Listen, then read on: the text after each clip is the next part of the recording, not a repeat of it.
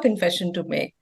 While I love India winning at cricket, I'm really always more interested in the mythologies that this game throws up, the drama that surrounds it, and how politics and business interests converge on it. Much more. I'm always interested in all of this, much more than I am in the finer technical aspects of cricket. So, in a week when what is considered India's best cricket team ever wins every single game it plays until it reaches the final and loses the ICC Cricket World Cup for 2023 to its old nemesis, Australia, I am curious about how we are processing what just happened. How are we coping with loss? What does it say about us? What does our hosting of the World Cup say about us? How are we being perceived? Is there anything that this does to brand India? What does it do to brand India? Now, every time I'm confronted with questions like this, there's one person I go to for answers, and I have done this over the ages or over the years, and that is Santosh Desai. Santosh, you're used to all these questions, isn't it? Yes, and I always enjoy our conversations. So I'm delighted that we are talking about this. And, a very quick, brief introduction to Santosh for those of you who may not be familiar with him. And I'm going to start with his avocation, which is his love, really. And that is that he's a wonderful writer. He does a very thoughtful column, which is very popular, that you can see every Monday in the Times of India. And his other work is that he runs one of India's foremost brand consultancies, and his research-based insights into consumer and human behavior is very sought after and always leaves us with food for thought. So this conversation, you're going to get a lot of that. Santosh, let's get to the cricket. How are you feeling with the final outcome? I'm disappointed, I'm sure, like everyone else. I think, also in a sense, this is the superstitious part of every sports fan, who had always this feeling that, let's lose one game at least, because we are jinxing ourselves for the final when we are winning everything so comfortably, and that there is that dread that you have that, we are going to lose the final, and it happened. So I think there is the whole idea of a chronicle of a death foretold, so to speak. There is a sense of almost inevitable, although you were hoping that, India would see. So it was disappointing, I think.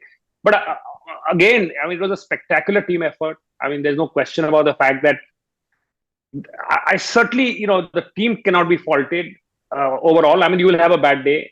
It's sport. To have 10 wins on the trot is astounding, actually. So I think disappointed, but kind of expecting it.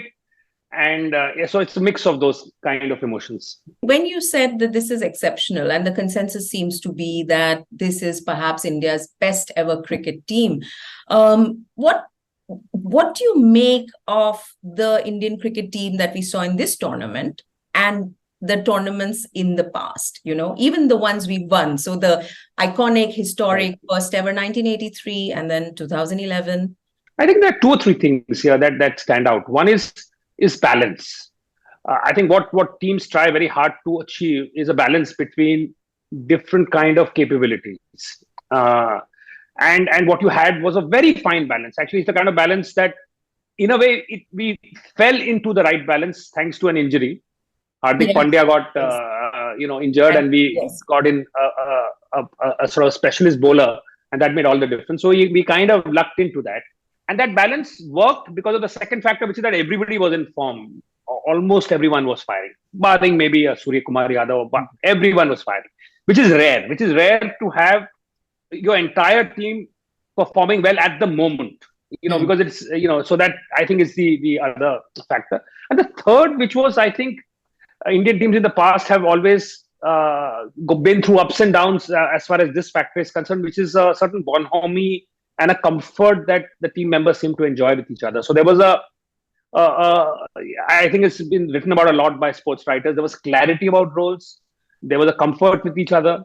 There was a sense of it being a team, in the way that it moved.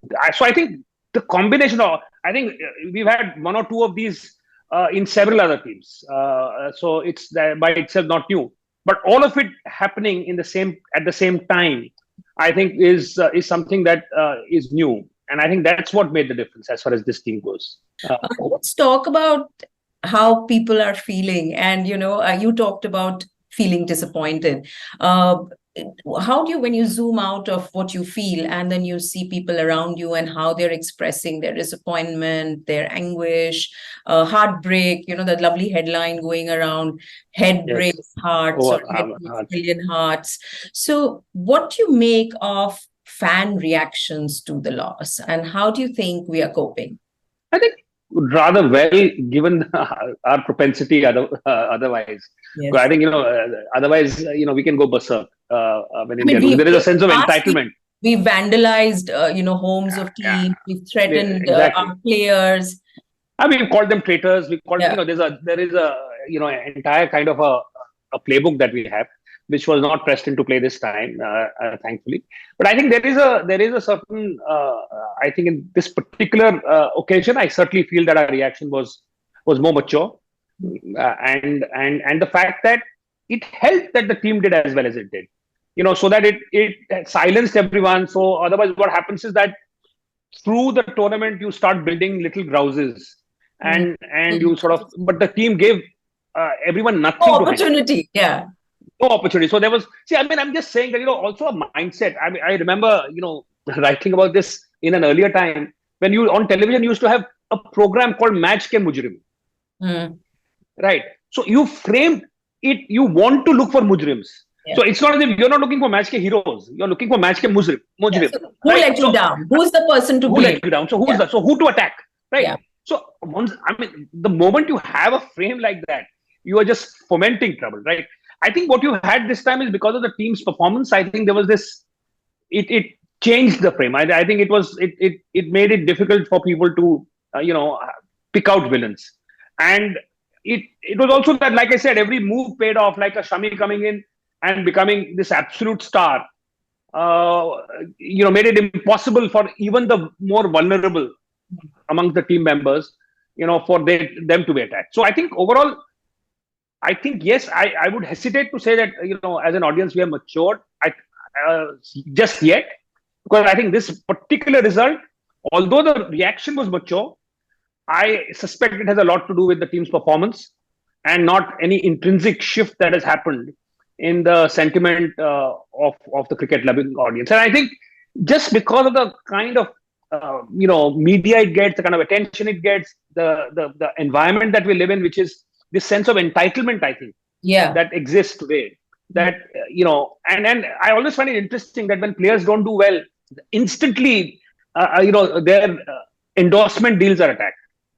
Saying they're busy actually, shooting for endorsement deals rather than playing, because it almost feels like there is a sense that we, as the audience, are paying for them. I mean, although we have nothing to do with they're getting the money, but it's that sense that they are paid to perform, and if they don't perform, we have the right to call them names or do whatever the hell we want with them. So I think that sense of entitlement continues. This time that was more muted because of the fact that the team did not give those many opportunities to be attacked. I think that phrase you said right in the beginning, there weren't little opportunities to have grouses over the 10 matches. Over the course of the year. Yeah. Let me zoom out a bit to talk about the sporting attitude, or the ability of the Indian fan or Indian fans to be sporting. And we've received a lot of criticism, and we've been critical of ourselves for not being sportive. And this is not limited to one city or one state. This has happened across the tournament, across the venues they have played. So you have in Pune, a Bangladeshi fan being heckled. You have someone in Bangalore being stopped from cheering for Pakistan. You have so many of these little incidents,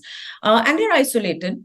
But do they reflect a certain triumphalism, hyper-nationalism that we are all associating with the political zeitgeist in India? I think that is true. I think there is certainly an element that we are seeing there there is a certain different note that we are seeing. I mean, of course, fans are partisan. There is no question about it. I mean, it is their job to be partisan in that sense. And we have infamous examples from the world of football, isn't it? Exactly. The way the English fans behave, we are familiar. Absolutely. Yeah. So I mean to say that that's a characteristically Indian kind of a phenomenon is not Yeah. true. I mean, it's not only Indian, Yeah. but the difference in the note is this muscularity that we've seen. It is one thing for fans.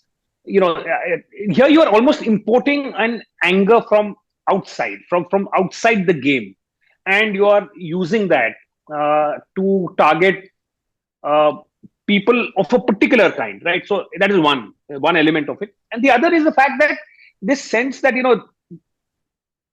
there are, as a nation, we are not yet used to the power that we have because we have so little of it. Or Traditionally. to put it, Yeah. traditionally we've not had power in any sphere, and Yeah. now when we do get power in a sphere or two, and Yeah. we don't have power overall, but we still have power in a sphere or two. I Yeah. think we, as of now, don't know how to handle it, and it becomes boorish. The use of the power becomes ungracious. It becomes boorish rather than it becomes that it having accommodating other people. And so, for instance, the fact that like the India-Pakistan match was treated as an exception. We had a show before it, right? No other match got that treatment. And we felt similarly, there was a reserve before the World Cup in the Asia Cup. There was a reserve day only for the India-Pakistan match and for nothing else, right? This form of Indian exceptionalism that we are seeing, which we seem to be very comfortable with. Well, we have the power, so we can do it, and therefore we will do it. It doesn't matter whether it is not fair or that it is not uniform for everybody, but it simply is an exercise of the power that we have because we have it. Pure And muscle, it's pure flexing of muscle, right? it So is it's flexing as muscle. It is a muscle flexing. primitive and naked a display of power as possible. It is. That is what it is. What that is, and I think there we are seeing. And the reason why I think the comment about the fact that this World Cup wasn't really about the world, it was about India. I think it stems from the fact that there was no embarrassment about that being the case. There was no sense of, even for appearance's sake, to sort of treat everyone equally. This was a very great comfort with the fact that yes, we have the power. Do what you can. I mean, what will you do? We have the money. We have the audience. So I think that attitude that and I think that gets resented. I think so. Therefore, I think from a time when the Indian team was never seen was seen to be harmless. It was it was popular in a harmless kind of a way. I mean, it was not popular. The West Indies team, for instance, was popular. I mean, Yeah. the Indian team, but was seen as good people, people who could be bullied perhaps also, but good people overall. That has changed totally. Well, having said all of this, I must say that the Indian team's behavior on ground, I don't think there was you could point fault with that. Yeah. I don't think that there were any instances where the team behaved like that. Yeah. I think it is all the surround that you can fault, but not the team. I think the team behaved. I don't think there were many instances where the Indian team could be faulted for behaving in an inappropriate. Do you put this behavior that we have seen, and I repeat again that in some places they're isolated incidents, in some places they seem to be much more of a group or a gang-like behavior. Do you attribute this to the political context in which we find ourselves today? Or do you think it is just bad behavior because of the power that Indian cricket wields, and you know that it's the audiences that India offers that's getting in the money, etc., etc.? I think it's both. I think the power certainly is a factor, but so is the political environment. I mean, the India-Pakistan match, of course, that was deliberate. I mean, you had an audience that was actually, that was brought in. I mean, it's the only match in which you had Jai Shri Ram slogans. Yes. The second match in Ahmedabad, you did not have that. So it's not as if there was a natural outpouring that people had to express their love for their God. I mean, that clearly was not what was at work. So then it was clearly almost organized political. It is orchestrated, right? Theater, but I think a larger factor, even if I pull away from cricket, is the fact that, and I'll just diverge a little here, is that, when we do this work where we travel across the country every year and find out what is happening and changing, and we've always found that in the past that there was a divergence between all the social media tension and when you actually went and talked to people. I was good. Yeah. So there's a divergence. We don't actually see any of that on ground, and you wonder that, okay, is this debate that we are having so heatedly, is it really our only problem? Of late, in the last 2 or 3 years, we are beginning to see a change. We are beginning to see that the political sort of the sentiment creeping into more everyday conversations, more little hints, little, you will see some flag flying somewhere, you will see some, you will start seeing signs that you did not see earlier. And I think that's what is happening now, that the overall, this whole political discourse is seeping into our everyday behavior, and which is what it kind of leaks out in at moments like this, where that muscularity, that sense of uh, us versus them, that feeling comes out in a platform like cricket. And so that cricket becomes a site where that the same kind of politics has a chance to display itself. And I think that's what also we are seeing, along with the power. We are seeing some of the leakage of the political discourse. I want to probe that which you said about the, going on the ground and seeing that over the past few years, that this distance that used to exist earlier between social media, the storm in the social media teacup, and a reality on ground, which was quite divorced from these controversies and petty conflicts. You're seeing that distance is shrinking. You're seeing social media storms converging with how people's attitudes are on ground. Yes, and you're beginning to see that. You see that there'll be the odd sentence here. You will see something, which is somebody has put up at their home. You will see that angry Hanuman Yes. thing on somebody's car. You will see some triumphalist statement. You'll hear a triumphalist statement made by somebody, which sort of reflects that. So it's just that it's not rabid. It's not in everyday life. You don't find any rabidness. You don't find, but you find an acceptance of the fact that of this what I would call casual majoritarianism. It's a low key everyday form of majoritarianism, that, yeah, with acceptance that, now. And I think the sustained assault of news channels and what they do, I think, has an effect. And it's as you go to small town India, you'll find very often through the day the news channel is on as a form of background noise in a lot of homes.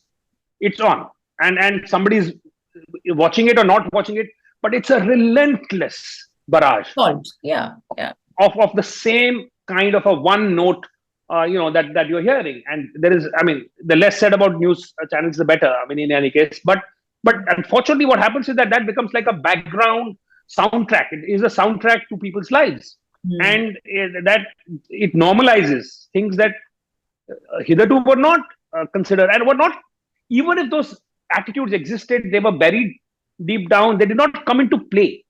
They were not part of anything material. Now they kind of are emerging, and they're weighing in. More. They're weighing in on decisions and actions and reactions, isn't it? You are. They're being helped. Yeah. Santosh, let's talk about the opportunity that, a mega sporting event like this offers the host country. And we've seen Beijing 2008 and what it did to China. We know about the FIFA Soccer World Cup, the World Cup held in Qatar. So what do you make of what our staging and the organization of the ICC Cricket World Cup 2023 in terms of how brand India is perceived and the way a country is perceived when it hosts a mega sporting event? I think there are aspects on which India has come a long way. India was seen to be a place which, international teams, particularly the white teams, dreaded touring. I think IPL has changed that, right? Because all those guys. That's what I'm saying. So that has changed a while ago. Yeah, that has changed a while ago. IPL, even now, of course, there are smaller towns that, I don't think people are favorites for a lot of touring teams. But otherwise, I think the Indian I think Indian hospitality in general, cannot be faulted. I mean, I think there's always been the desire has always been there. Now the ability has kept pace with the desire. I think Indian airports today are, among the best in the world. Yeah. I think the airport experience in India is better than virtually any other place. I literally, I mean, you go to the English team complains about it, I would be horrified. I mean, given what Heathrow is, and so many other, so I think there is a lot that has happened, which I think has changed, and where the experience is now at par with the best in the world. So I think, and it's not better. So I think that has changed, but that's not only this World Cup. As an event, I'm not entirely sure what the World Cup adds, whether the World Cup adds a lot to what has already changed. And Fair. I don't mean this as a criticism of the World Cup. I just mean that the change has already happened. Mm. Change preceded the World Cup, Fair because a enough. lot of these teams and a lot of, like you said, the IPL, most of these teams that came here were familiar with the new Yeah, and sort even of Indian pop culture, isn't it? They're all yeah, they know the music. They're creating their own memes and reels. David Warner's famous for that. So exactly. okay, so And plus, the Indian market is a large market. If they yes. know, Mm. so that if they have to, make a living out of this or make a better living out of this, they need to find a way to connect with the Indian audience. So whether it is because they like doing it or whether because it makes sense for them to do it, Mm. there is a much greater engagement with India than in the past. But overall, I think the change that had to happen on Brand India, I think, has already happened before this Fair World enough. Cup. Santosh, final question, and this is actually about what was happening in between the cricket, whether you were watching it on television or on, on Disney Plus Hotstar, and that is the advertising. What did we see? There was nothing that stood out. There was nothing of interest. Yeah. There was nothing creative. There was, I mean, what do you think? I was so disappointed because you would imagine that a World Cup cricket tournament would see some of the best advertising because it definitely commands, some of the highest rates in media, isn't it? Yeah, I think overall advertising, overall, I mean, it's not just the World Cup; it just becomes a showcase Yes. for the poverty that we are seeing in creative imagination today. But I think all the energy has moved to the digital sphere. I mean, I think it's what is fascinating. I find is that if I was to look at the overall sense of creative output in this country, I think it has gone up enormously. But But not in the advertising. But not in not advertising. from the not from the people who are paid to do that, Mm, mm, not from the people who are allegedly experts in it, mm. but from everybody else. Every influencer, every stand-up comic, everyone, they are producing great, content. I hate the word, but they are producing great content, right? But when it comes to advertising, it has become such a standardized, templatized, boring sort of work that we see. And I think that's a whole show by itself. But the truth is that advertising in India has really been on a decline for a long time. I mean, is there a campaign you can recall in the last 5 years that made any Mm, impact to you? I mean, there were campaigns that we grew up, and which are like markers of mm. our different ages. I Yeah. remember growing up to a certain campaigns, then as an adolescent, I remember other. I mean, advertising has Mm, been, are like milestones. yeah. Campaigns have been that, and so many significant campaigns that one would have grown up around. And what is it today? I mean, the last 5 years, I would be hard put to sort of name a single advertising campaign that made, any had any meaning in our life. And I But think that is a shame. Santosh, just pause for a second because when you said when we were growing up, there would be iconic campaigns that become like markers of our, of our evolution and in our life's journey. Right. But, you're also talking about a very simple media ecosystem. And today it is so fragmented. So I'm trying to sort of advocate Sure. on So I behalf of think the I think advertising that's industry. true. I think that's true. But which is the reason why I think something like the World Cup, Hmm. where Yeah, yeah, yeah, on the Hotstar stream that I was watching, yeah. we had over 5 crore sort Yes, of connections open at a time, and the number of people watching is more because there'll be more than one person sure. watching per Yeah. connection. So I mean, you're talking about that kind of an audience. So I think it's true that fragmentation, but fragmentation does not affect the supply side. It affects the people who are watching. I can Yeah, understand it not having the effect, but just the quality of work, yeah, right? yeah. Uh, and if some of the campaigns that we remember are not necessarily ones that Hmm. spent a lot of money. It's just that they were great. They connected. They resonated. Advertising as a form was a little piece of our lives. That was played back to us in a way that made sense. Today, that is not happening. And the fact is that is happening, but outside advertising, and it's happening. Perhaps the amount of creativity we are seeing in the country today is unprecedented. Hmm. But it is not That's being that creativity is not being put from out by the people who are paid to professional do so. advertising industry. they're not. Everybody else, I mean, you look at all the content creators and you look at their work, so much of it from everyday life, so much of it using the material that advertising should be using. And they are all this absolutely, I mean, when I have nothing to do, I just scroll through various reels and I'm amazed by the kind of creativity that you see around. TikTok, which was used to be my favorite because it was even a raw form of creativity. And I think so it exists, just not in the advertising industry. And we should do another conversation, perhaps. I think that's a full show there, because I think the number of factors that are, that are responsible, I think are again, say a lot about who we are, the state of industry, etc., etc. So I'm going to take you up on that. But today, to this conversation, I want you to give us a last thought on, a moment or a story. I use the word mythologies in my introduction, and I know that's a zone that you work with very closely. What is it that you will remember this tournament for, or something? I think I'll remember it for the good part. I will remember it for the almost unreal sense of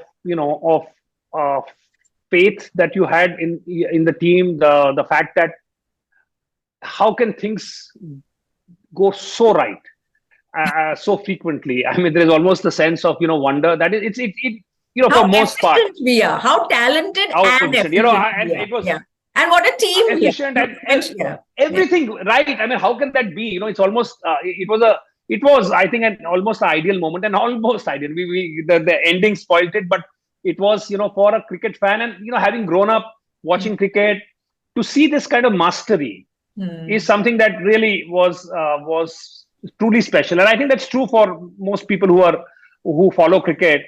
I think to see this kind of a team performance, I think, was special. And I think it just the faith and the fact that by the end, you were sure that whatever happened, somebody would step up and things would work out, and they did, except for the final. But it was great till it lasted, and it gives us building blocks for the next time. I'm guessing. Thank you, Santosh. This was wonderful as always, and my pleasure as always. We're going to reach out and maybe do some more conversations about, maybe do a special series on the state of Indian advertising, and link it to those deep consumer studies and human behavior studies that you undertake. So yes, thank you, and see you soon.